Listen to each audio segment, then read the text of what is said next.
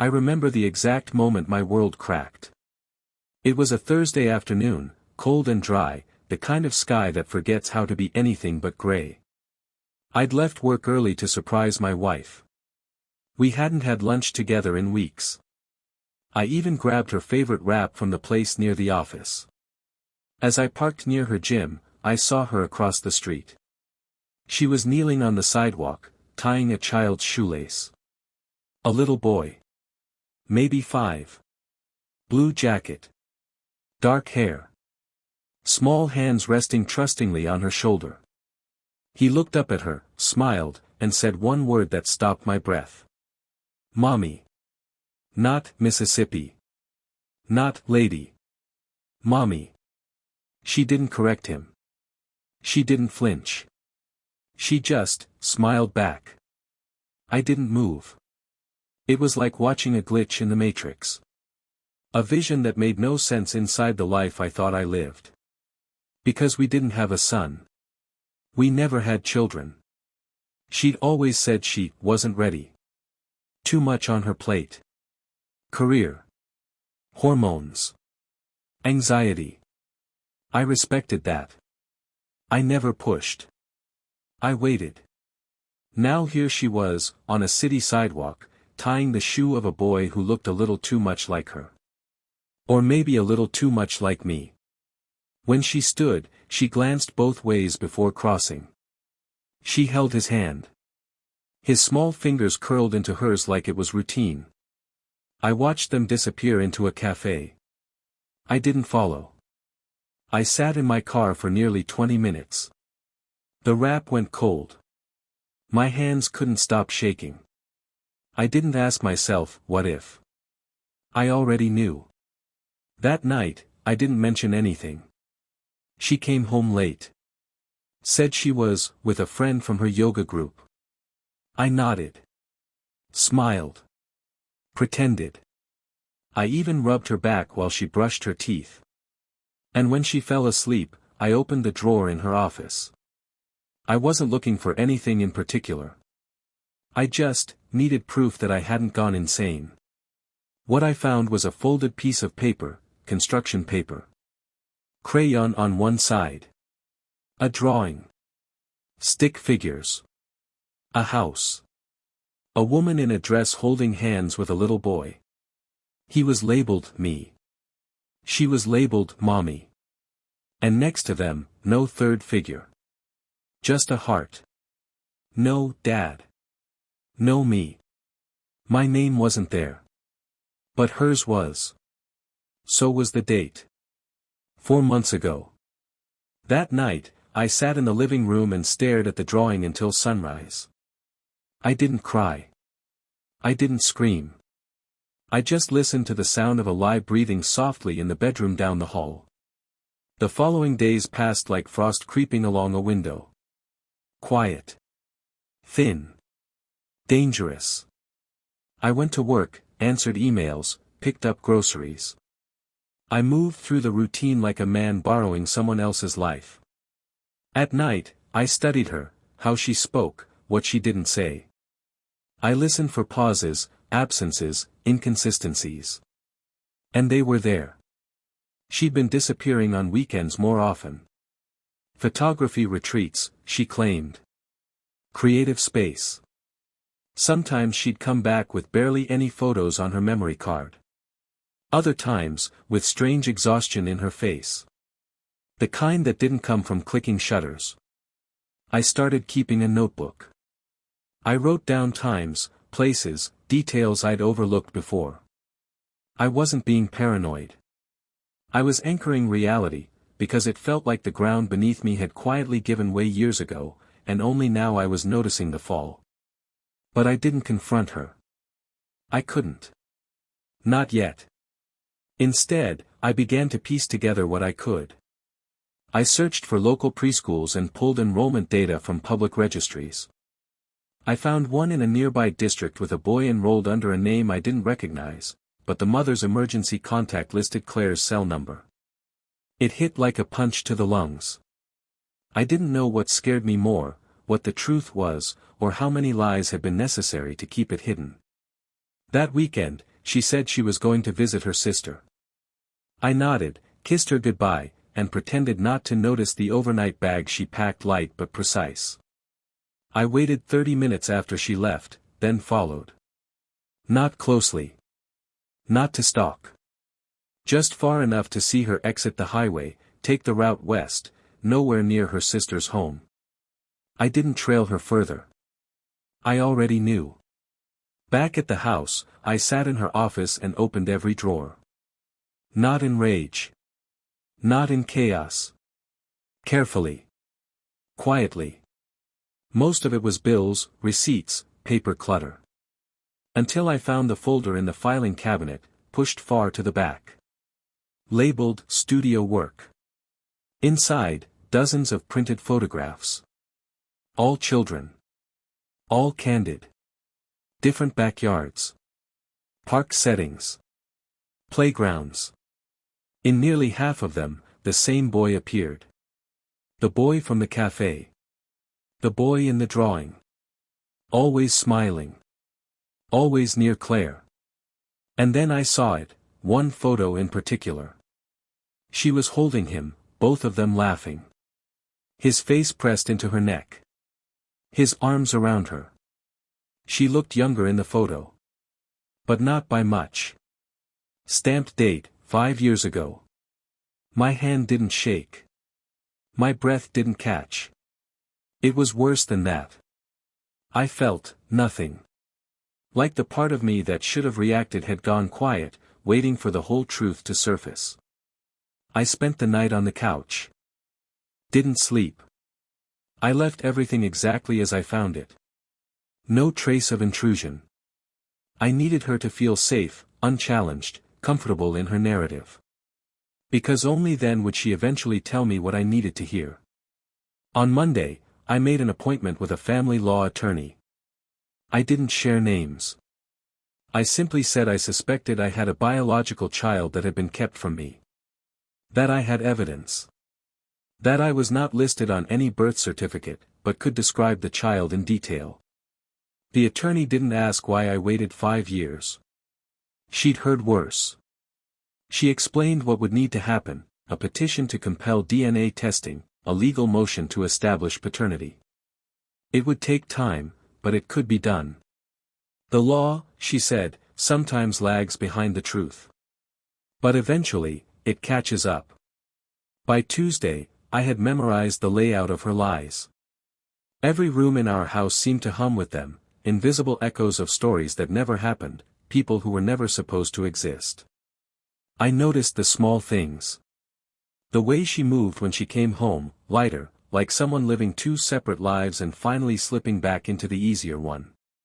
The faint scent of soap that didn't match ours. A folded sweatshirt that wasn't hers, tucked into her laundry pile, too small for me, too large for any of her friends. I didn't say a word. At work, I functioned. Barely. I missed a few meetings. Ignored messages. I blamed migraines. They let me work from home. That was fine, I had other work to do. I went back to the cafe. Not to follow her, but to wait. To see if it was routine or just chance that day I saw them. It wasn't chance.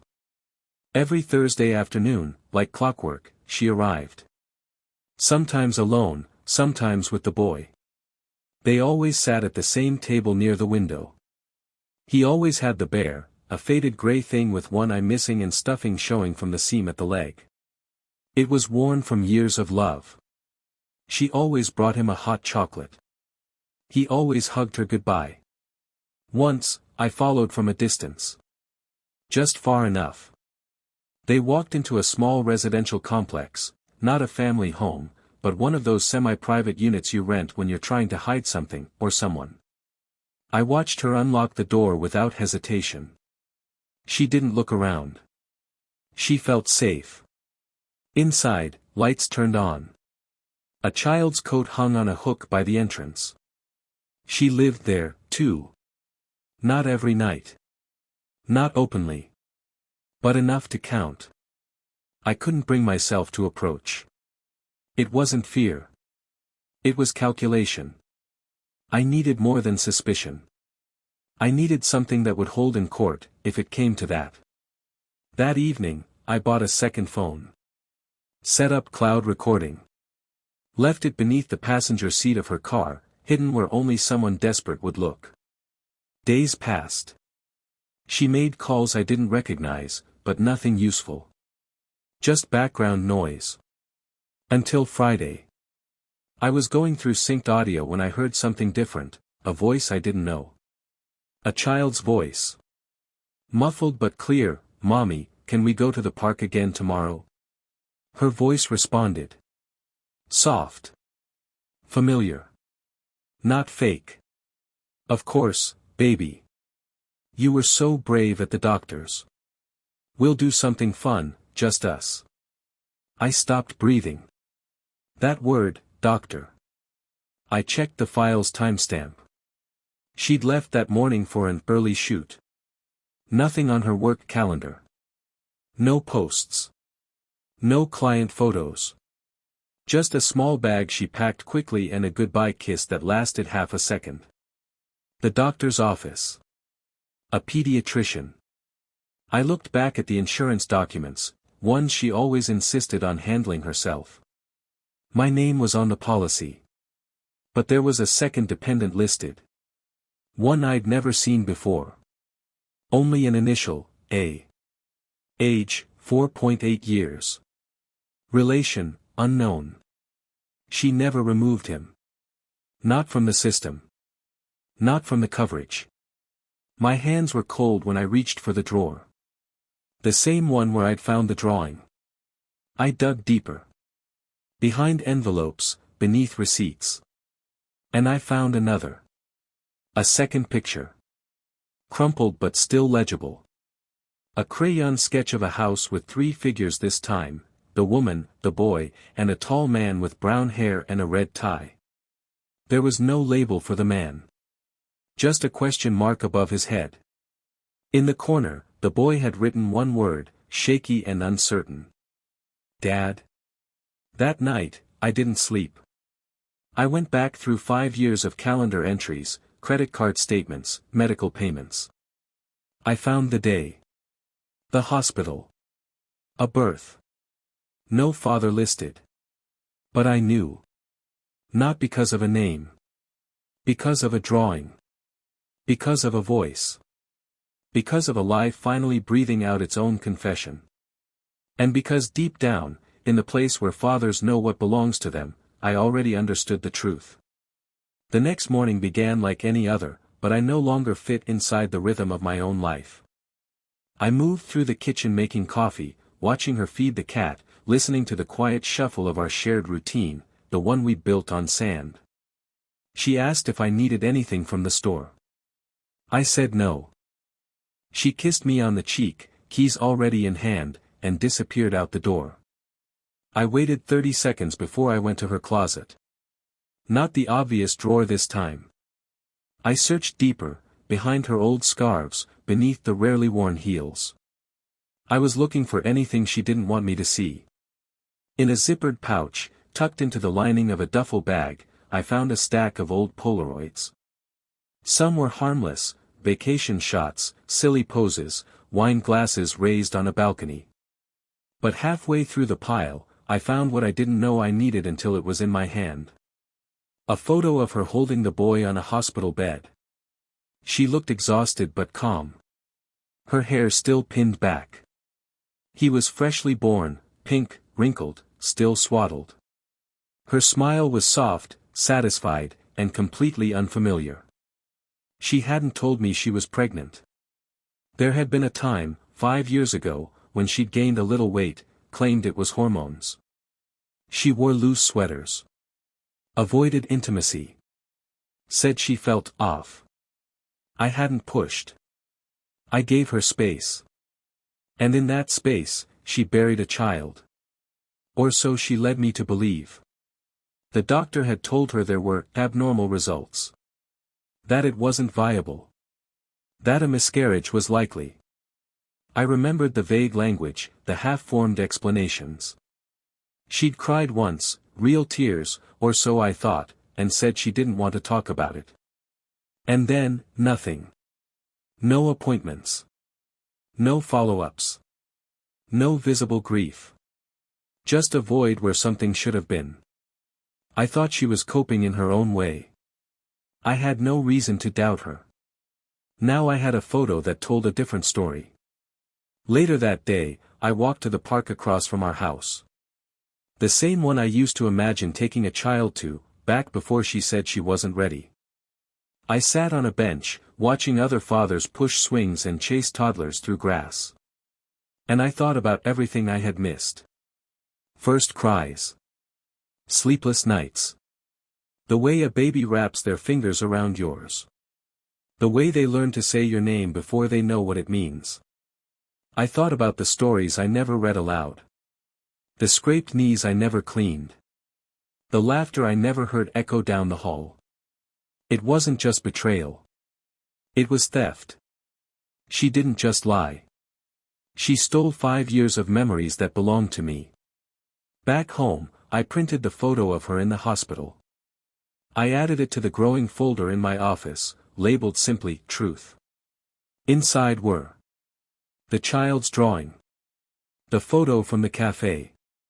The pediatric insurance entry. The hidden voice recording. The photograph of the bear. Each piece of evidence was a fragment of a life she had sculpted behind my back, with precision and intent. I wasn't angry in the traditional sense. I didn't feel rage. I felt a strange, almost clinical determination. I no longer wanted answers. I wanted recognition. I wanted to be named. The next day, I met with my attorney again. I brought everything. I laid it all out, carefully organized. She took one look at the hospital photo and paused. "You need a paternity test," she said, softly. "And once you have that, we can open the case fully." I nodded. "Are you sure you want this?" she asked. And for the first time, I spoke with complete clarity. "I'm not here to punish her. I just want my son to know who I am." She nodded back. We began drafting the petition. That night, I sat in the dark of what should have been a child's room. The spare bedroom we never used. I turned on the small lamp, ran my hand along the empty shelf, and imagined what could have been. I didn't cry. I just listened to the silence. And I knew it wouldn't last forever. Because the truth was no longer hers to hide. The official letter arrived on a Thursday morning. A motion to compel DNA testing. Neatly typed, emotionless. My attorney had filed it through the family court as a non-confrontational paternity inquiry. No accusations, just a question backed by evidence. Claire wasn't home when it came. I had it sent to her studio address, a precaution advised by my attorney to avoid direct conflict. But I could still sense the moment she read it. That night, her presence felt smaller. Her words clipped. Her eyes avoiding mine, not in guilt but in calculation. As if she knew something had been set in motion, but didn't yet understand how far it would go. She didn't mention it. I didn't either. 2 days passed. Then one evening, she left her phone on the kitchen counter while she showered. I didn't mean to look. I honestly didn't. But when the screen lit up with a message from a number saved as Aunt Grace, I couldn't help myself. It wasn't her aunt. The message was short. "Do you think he knows?"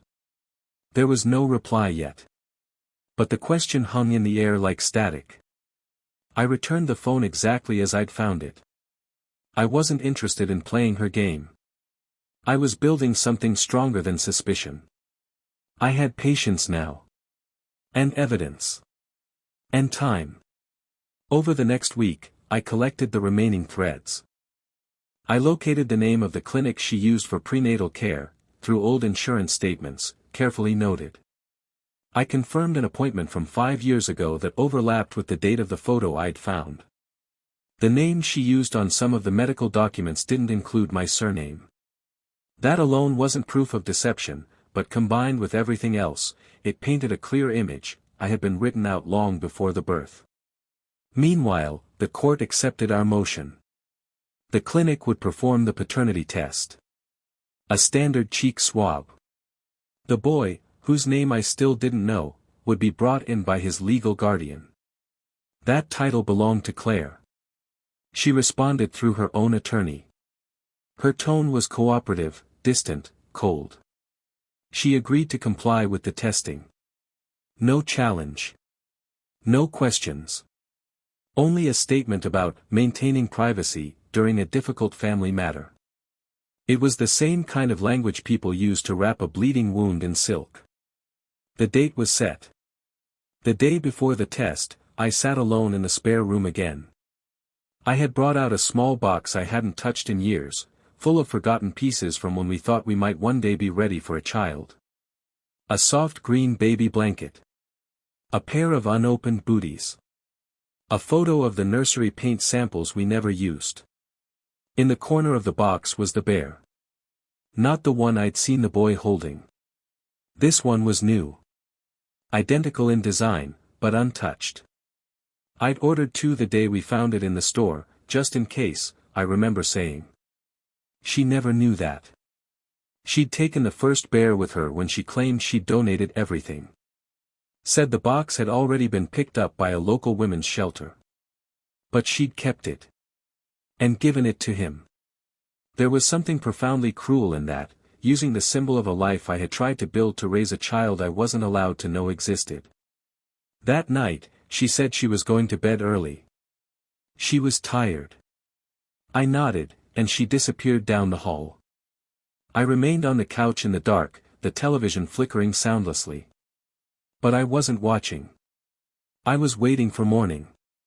Because tomorrow, the truth would stop being something whispered behind doors and instead become something measurable, documentable, undeniable. I wouldn't need her to say a word. A swab. A report. A number. That was all. The clinic sat between a sandwich shop and a dentist's office. You wouldn't have known what kind of appointments were being held inside unless you read the fine print on the sliding glass door. Nothing about it felt heavy or significant, just another sterile waiting room, just another bland Tuesday. I arrived early. Not because I was eager, but because I needed the silence. I sat with my hands on my knees, counting the tiles on the ceiling. My reflection stared back from the glossy floor. A man on the edge of something irreversible. 10 minutes before the appointment time, Claire arrived. She didn't come alone. He was with her. The boy. The one I'd seen in the cafe. The one who clutched the bear like it was part of him. Today he didn't have it. He held a coloring book and a juice box. His expression was quiet. Not fearful. Just curious. Claire avoided eye contact. Her shoulders stiff, her sunglasses still on even though the room was dim. She signed the intake forms without a word, then sat across the room from me. A glass partition might as well have been there. He glanced around, eyes scanning the room. For a moment, our gazes locked. Something flickered, recognition. A sense of familiarity. Or maybe it was just the way children look at strangers who aren't quite strange. A nurse appeared and guided them back first. I waited. 5 minutes. Then it was my turn. The test itself took less than a minute. A sterile cotton swab. A label affixed to a plastic tube. My name on one side, his on the other. No fuss. No ceremony. When I stepped outside, the sunlight felt foreign, too warm, too indifferent. Claire and the boy were gone. My attorney called that afternoon. Results would take a week. Maybe 10 days if the lab backlog was bad. She told me not to check in too often.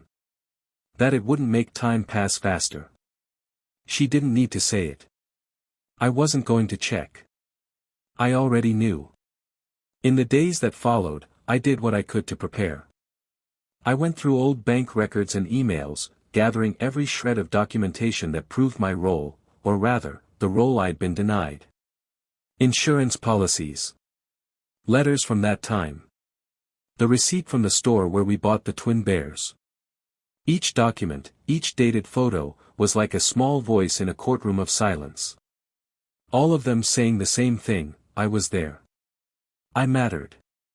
I wasn't absent. I was erased. Then came the envelope. It arrived on a Thursday morning, 1 week to the day. Plain white, no markings except the clinic's return address. I opened it alone, in my office, with the blinds drawn and the door locked. Inside was a single page. Clinical, unemotional. A few rows of printed data. And a single sentence. Probability of paternity, 99.9997%. It felt like an explosion in a vacuum. No noise, but everything shifted. The floor didn't give way. The walls didn't collapse. Instead, the world recalibrated. He was mine. Not metaphorically. Not emotionally. Legally. Biologically. Undeniably. I sat back in the chair and let the weight settle. It wasn't joy. It wasn't grief. It was gravity. Like the moment after a deep breath, when your lungs are full and you realize just how long you've been starving for air. My lawyer filed the follow-up motion that same day. Petition to amend the birth certificate. Petition to establish parental rights. Petition for custody evaluation. We didn't include anything vindictive. No demand for child support repayment. No accusation of fraud. Just truth. Just restoration. The next time Claire responded, it was through her attorney. She didn't dispute the results. She didn't contest the motion. She only asked that everything be handled with discretion. It wasn't guilt speaking. It was damage control. The court date was set. In a few weeks, I would stand before a judge and say what I should have been allowed to say 5 years ago: I'm his father. I always was. And now I would be seen. The courthouse was quiet the morning of the hearing. Overcast skies hung low, pressing against the city in a hush, as if the world itself was holding its breath. I arrived early, dressed in a suit I hadn't worn since my sister's wedding. My tie was crooked. I didn't fix it. Claire arrived just before the doors opened. She wore gray, an intentional color, I think. Not quite mourning, not quite defiant. Her hair was pinned up, her face bare. She didn't look at me. She didn't need to. We both knew why we were here. Inside the courtroom, there were no spectators. Just the judge, 2 attorneys, a court clerk, and the remnants of a secret that had lived too long. The hearing wasn't dramatic.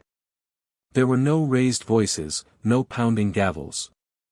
Just quiet words exchanged under oath, pages handed across desks, timelines reviewed. My lawyer laid out the sequence of events, piece by piece. Medical records. Insurance documents. Photos. The DNA test. Claire didn't dispute any of it. Her lawyer read a statement on her behalf, vague mentions of emotional distress, complicated circumstances, and a desire to move forward in a positive manner. The judge listened.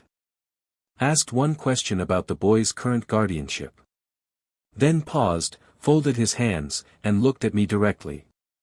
He asked what I wanted. I had practiced the answer, but now, in the stillness of that room, I found I didn't need the words I'd written. I just told the truth. I want the right to know my son. I want to be in his life. I want to be a father, because I am one. And I want the chance to build something real with the time we have left. The judge nodded once. Then spoke clearly, without ceremony. Paternity acknowledged. Custody proceedings to begin immediately. That was it. Not a victory. Not a celebration. Just a truth, finally allowed to breathe. I didn't speak to Claire afterward. She left without a word. Her car disappeared down the street before I had even stepped outside. I didn't chase. There was nothing left to say. The first visitation took place at a supervised center, colorful walls, plastic chairs, the faint smell of disinfectant and dry markers. He walked in holding the bear again, the one with the missing eye and worn fabric. He didn't recognize me, not really. But he didn't seem afraid either. He sat across from me, flipping through a picture book. For the first 10 minutes, he didn't speak. I didn't rush him. Then, without looking up, he asked if I liked dinosaurs. I said I did. That I used to draw them when I was his age. He showed me his drawing, a T-Rex with crooked teeth and bright red eyes. I told him it was the best I'd ever seen. That was the beginning. Over the next few weeks, the visits became routine. He started to ask questions. Why he hadn't met me before. Where I lived. Whether I had pets. I answered what I could, gently, honestly, within the limits of what his age could hold. He never mentioned Claire. I never asked. One afternoon, he asked if he could come see my house. Just like that. The counselor made a note. We arranged a date. The court approved an extended visit. The first time he stepped into my home, he stopped in the hallway and looked around like he was remembering something he'd never seen. He pointed to a photo on the wall, a picture of me, years ago, younger, happier. That's you, he said. I nodded. He walked into the spare bedroom, the one with the soft green paint and the empty shelves. I had cleaned it weeks before, not knowing when or if he'd ever see it. He sat on the floor. Opened a toy box. Picked up the twin bear, the untouched one I'd kept all these years. This one's new, he said. I told him I bought it the day he was supposed to come home. Before I knew he wouldn't. He didn't say anything. Just placed it next to the old one. The rest of the day passed in a blur of soft conversation, shared snacks, quiet moments. And when it came time for him to leave, he hugged me, not tightly, not long, but enough. The next morning, I found the child's drawing he'd left on the table. A house, 2 stick figures, both smiling.